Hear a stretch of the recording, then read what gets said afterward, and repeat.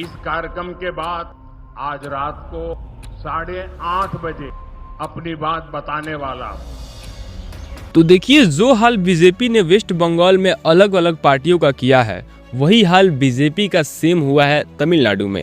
जी हाँ, एक्टर विजय ने जिस तरीके से बीजेपी को और अन्य पार्टियों को हराया है, बीजेपी तो दूर दूर तक नजर नहीं आया है। जी हाँ, सवाल सिर्फ इतना है कि जो पार्टी नॉर्थ और ईस्ट में पूर्ण बहुमत के साथ सरकार बनाती है, एक तरफा चुनाव जीतती है, आखिर वो पार्टी साउथ में जाते ही भीगी बिल्ली कैसे बन जाती है। तो रिसर्च करने के बाद से रीजन सिर्फ एक निकल के सामने आता है कि इंडिया में ही दो प्रकार का इंडिया है। एक इंडिया जो कि धर्म और जाति के नाम पे वोट करता है, और दूसरा इंडिया जो कि डेवलपमेंट, विकास के नाम पे वोट करता है। और जो विकास के नाम पे वोट करता है उसको बोलते हैं हम साउथ इंडिया, और जो लोग धर्म और जाति के नाम पे वोट करते हैं उसको बोलते हैं ईस्ट और नॉर्थ इंडिया। ईस्ट और नॉर्थ इंडिया में बीजेपी का दबदबा है, क्योंकि यहाँ पे उनका आइडियोलॉजी काम कर जाता है। वो लोग धर्म और जाति की राजनीति करके यहाँ पे एक तरफा क्लीन स्वीप जीत जाते हैं।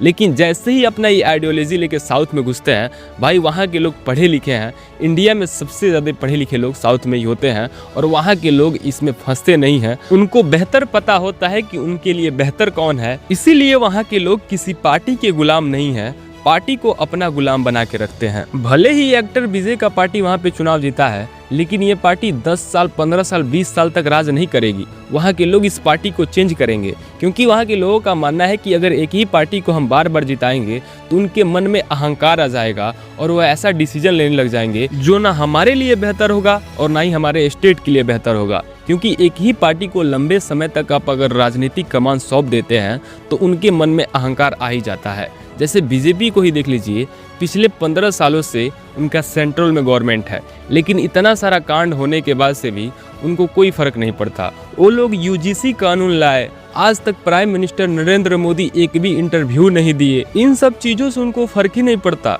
क्योंकि उनको भी पता है कि डेवलपमेंट के नाम पे, विकास के नाम पे हम कितना ही भी ज़्यादा गलत कर ले, लोग हमारा साथ नहीं छोड़ेंगे। क्योंकि लोगों ने हमें इसके लिए वोट दिया ही नहीं है। लोगों ने जिस काम के लिए वोट दिया है वो समय समय पे बन रहा है, मंदिर बन रहा है। अगर कहीं पे किसी भव्य चीज़ों का आयोजन किया गया है तो ट्रेन का टिकट फ्री कर दिया जा रहा है। उनको जो चाहिए उनको मिल रहा है। तो इसलिए वो अपने एक आइडियोलॉजी पे एकदम कायम है, और जो बोले हैं वो कर रहे हैं। विकास से उनका कोई मतलब नहीं है। जिस स्टेटों का विकास से मतलब है वहाँ पे बीजेपी नहीं है। आपको क्या लगता है? अपना राय आप कमेंट बॉक्स में बताइएगा।